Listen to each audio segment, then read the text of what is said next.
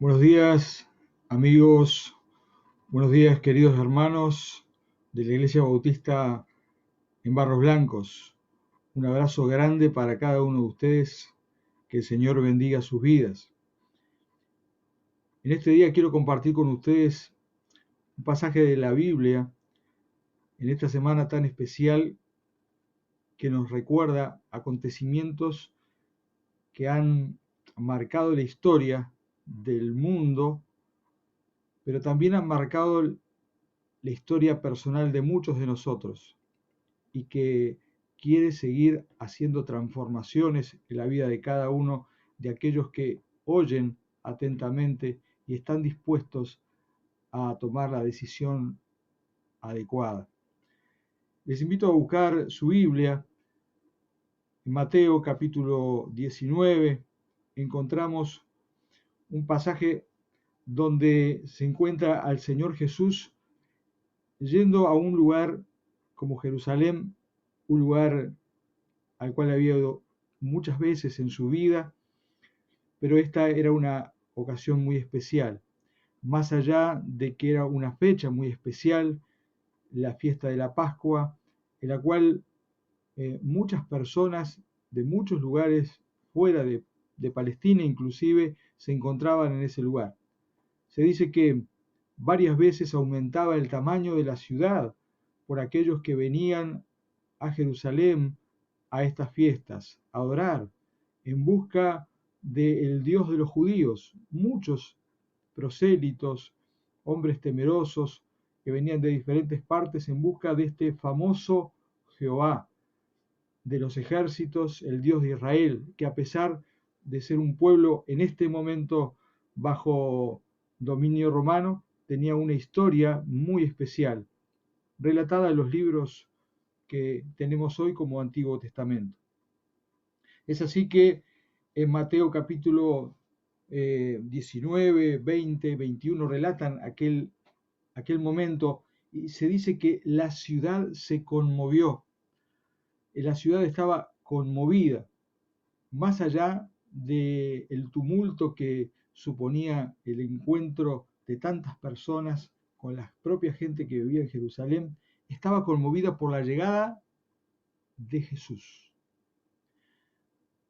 No había motocicletas oficiales, no había sirenas, no había merchandising, no había anuncios por las redes de qué iba a suceder.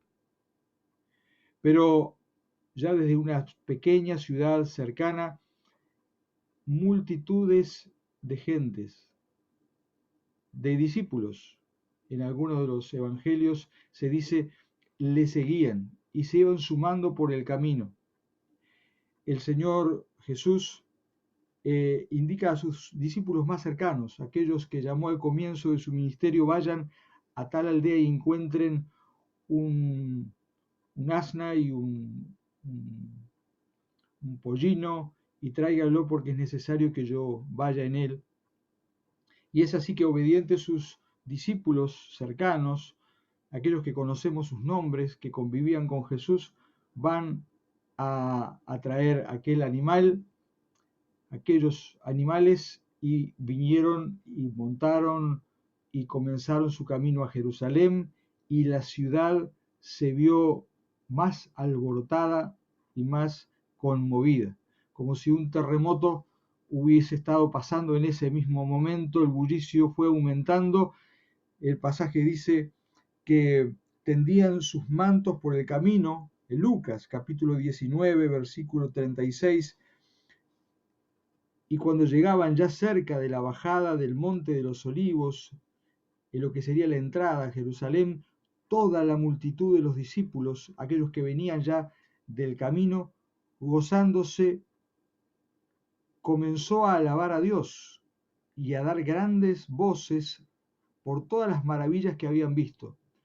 3 años de ministerio del Señor Jesús habían hecho notorio su autoridad sobre la enfermedad, su autoridad sobre los demonios, su autoridad sobre los propios escribas, los maestros de la ley, no pudiendo ni meterlo preso, ni matarlo, porque nadie podía contra la autoridad de Jesús.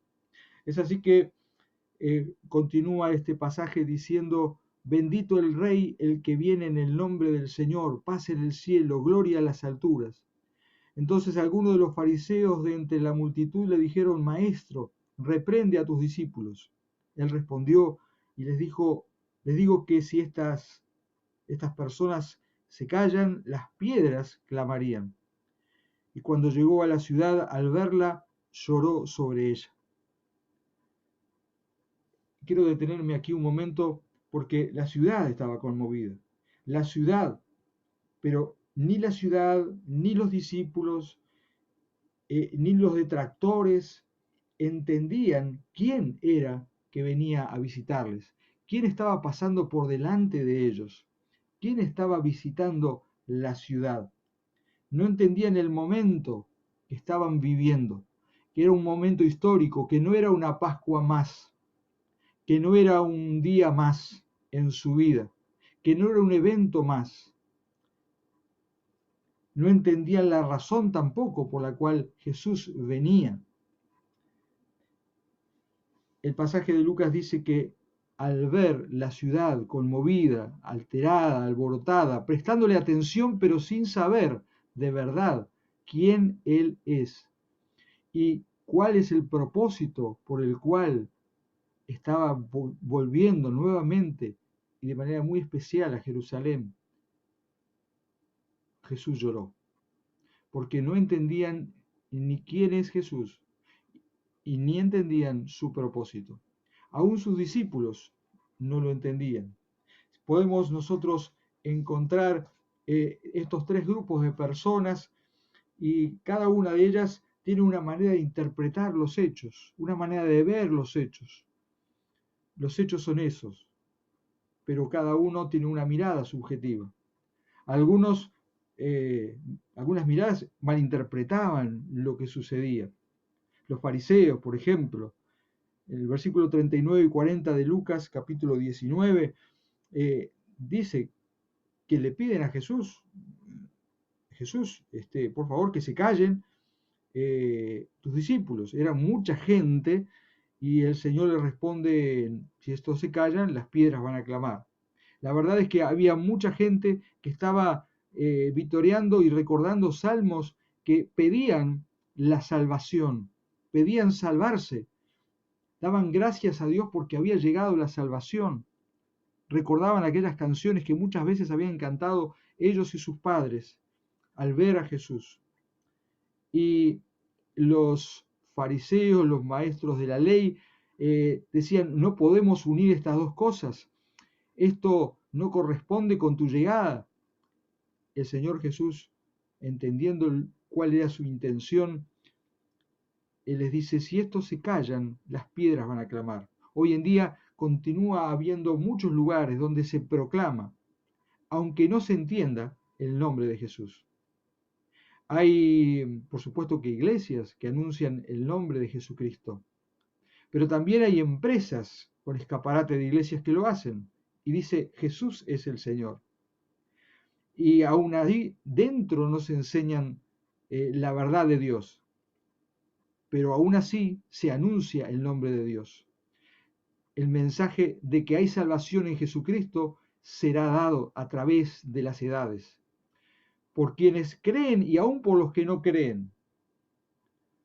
Y si no hay nadie que levante su voz para anunciar el mensaje de que solamente en Jesucristo hay salvación, las piedras clamarán y gritarán. Es un mensaje también para nosotros hoy como iglesia. No vamos a esperar que las piedras hagan nuestro trabajo. Pablo decía: ay de mí si no anunciare el Evangelio. Que ninguna piedra, que ninguna roca de nuestro país, Uruguay, tenga que transformar su realidad de ser una roca del camino y comenzar a gritar. Que tenga que testimoniar lo que yo, como testigo fiel, debo anunciar. Jesucristo es el Señor. En Él hay salvación. Ellos querían eliminar, los fariseos querían eliminar a Jesús. Tenían una mirada equivocadísima de quién él era. Entendían que era un profeta más que se auto proclamaba como el Mesías, como rey, y querían eliminarlo. En algún momento se va a levantar un sacerdote con sabiduría, el cual va a decir, tengamos cuidado de no estar en contra de Dios mismo, porque si es de Dios, no hay nadie que pueda detener este mensaje y era verdad. Pero había una multitud, una segunda mirada. La multitud no eran detractores, eran los que acompañaban a Jesús, eran cientos, tal vez eran miles de personas que iban con Jesús y de una ciudad, de un poblado a otro, desde el campo, iban detrás de sus milagros, iban detrás de lo que Él les podía dar, iban detrás de sus palabras que llenaban el alma, porque era palabra de Dios, iban detrás de su autoridad, encontraban en sus palabras y en su vida esperanza, consuelo, atención, incluso aquellos que eran despreciados por esta misma multitud. Se dice que de camino a Jerusalén se encontraron dos ciegos que al saber que Jesús iba pasando por allí, gritaron fuerte, Jesús, hijo de David, ten misericordia de mí, Señor. Dice que gritaron más fuerte y la gente, la multitud egoísta que solamente quería los milagros y para ellos a Jesús, dijeron, cállense, cállense, no molesten. Pero ellos gritaron más fuerte y Jesús, que sí está atento a los que están al borde del camino, ayer y hoy, los desplazados, los ignorados, los que gritan fuerte, Jesús, el Señor Jesucristo, se detuvo y dijo, ¿qué quieres que les haga? Querían recobrar la vista. Estos ciegos veían mucho más en el Señor Jesucristo que las multitudes que le seguían por cantidades.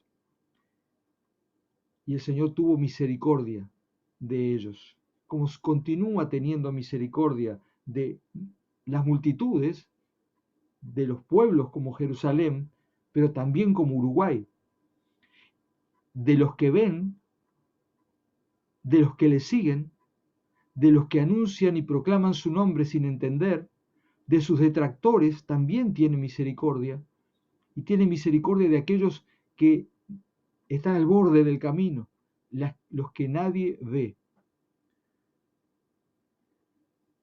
Pero hay otro grupo también, el grupo más íntimo, aquellos discípulos que les había llamado y les había dicho, voy a hacer de ustedes no tan solamente pescadores, sino pescadores de hombres, gente que continúe llevando mi mensaje, el mensaje de salvación, aquel mensaje que dice que el reino de los cielos se había acercado.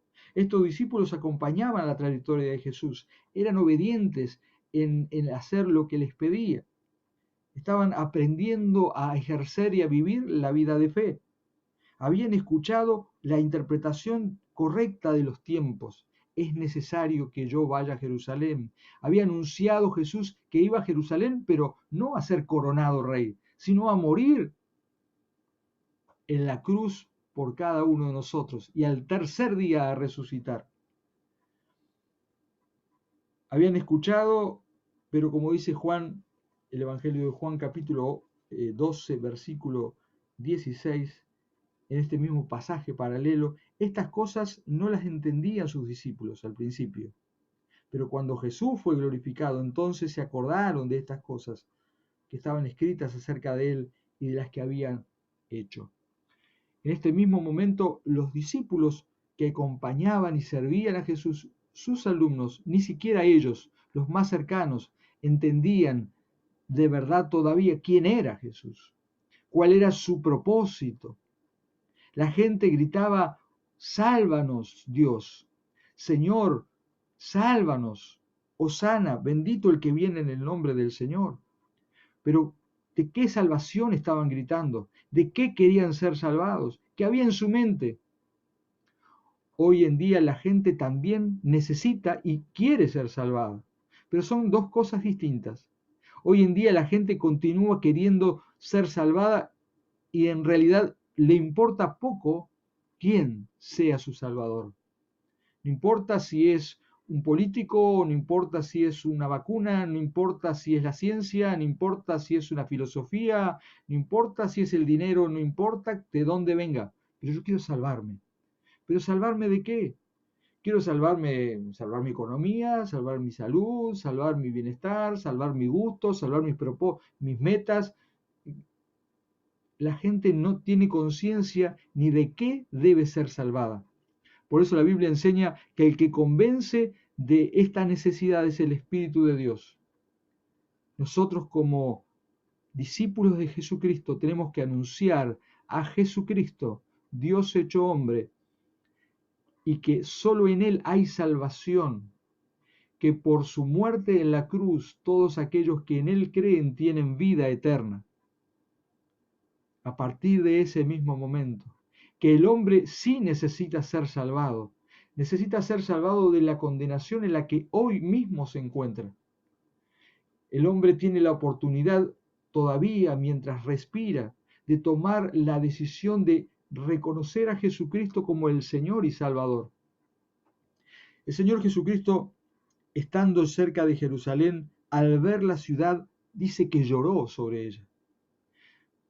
Al comienzo del pasaje veíamos que la ciudad estaba conmovida, pero ahora se ve a Jesús, al Señor Jesucristo conmovido. En su interior había un terremoto de emociones. Había gran dolor por ver cientos, por ver miles de personas que gritaban su nombre, que decían la salvación está en Dios, y que estando él delante no entendían ni quién era él, ni cuál era la salvación, ni de qué necesitaban ser salvados. Y les dice en el versículo 42, oh, si también tú conocieses al menos este tu día lo que es para tu paz, mas ahora tus ojos están encubiertos. El deseo profundo del Señor Jesucristo es de que el hombre de la ciudad, el hombre del campo, el ciudadano del mundo, conozca quién es Jesucristo, quién es Él, cuál es la salvación en la cual nosotros podemos estar, que conozca su realidad y conozca la posibilidad de ser salvo. Por eso tenemos entre nosotros la Biblia, la palabra de Dios. Tenemos esta posibilidad de encontrarnos cada vez con esta revelación de Dios que anuncia que solo en Jesucristo hay salvación, que Jesucristo ha venido al mundo para traer vida y traerla en abundancia, para anunciar que todos los hombres somos pecadores y que nuestra desobediencia delante del Creador amerita que estemos condenados para la eternidad, desde ahora. Pero también anuncia que a todos los que le recibieron, a los que creen en Jesucristo y en su obra en la cruz, el Señor los perdona y les da el derecho a partir de ese mismo momento de ser hijos de Dios. Había multitudes, había miles de personas, unos por detractores, unos por seguidores distraídos y otros por alumnos que todavía no entendían del todo el mensaje del Evangelio. Necesitaban saber quién es Jesús, quién está adelante, cuál es el momento en el cual están viviendo. Hoy, cada uno de nosotros tiene que tomar esta misma decisión, reconocer los tiempos. La Biblia dice, hoy es tiempo de salvación. La Biblia enseña que la fe que salva viene por el oír la palabra de Dios. La palabra de Dios. Te invito en esta mañana, en este día tan especial, dejarte alcanzar no tan solamente por el mensaje del Señor Jesucristo, un mensaje de salvación, un mensaje de perdón, sino que reconocer que cada vez que se abre la Biblia, la palabra de Dios, está pasando por delante de tu vida el Señor Jesucristo, el mensaje del Evangelio de Jesucristo, las buenas noticias de salvación, que son para todo el pueblo. Aquel mensaje de Navidad es el mismo mensaje hoy, que nos ha nacido un Salvador que es Cristo el Señor. El Señor Jesucristo se conmovió, pero continuó caminando hacia la cruz. Mucha gente se conmovió en la ciudad, pero a la semana gritaban, crucifícale, crucifícale. Hoy, ¿cuál es tu postura delante de Jesucristo? ¿Te conmueves por la Semana Santa? Quizás comes algunas cosas que no comías o dejas de comer algunas que sí comías. Quizás abres tu Biblia, especialmente este día. Ahora no se puede andar visitando muchas iglesias, pero tal vez visitas alguna iglesia, escuchas alguna música. No sé cuál es tu postura, pero la postura correcta es que cuando pasa Jesucristo delante de tu vida, tú grites como aquellos hombres al costado del camino. Señor Jesús, ten misericordia de mí. Y Jesucristo tiene misericordia de vos. Que Dios te bendiga y encuentres en Jesucristo la paz, la salvación, que solamente en Él es posible encontrar. Solamente en Jesucristo hay salvación, porque no hay ningún otro nombre bajo el cielo en que podamos ser salvos. Solamente en el nombre de Jesucristo. Que Dios te bendiga.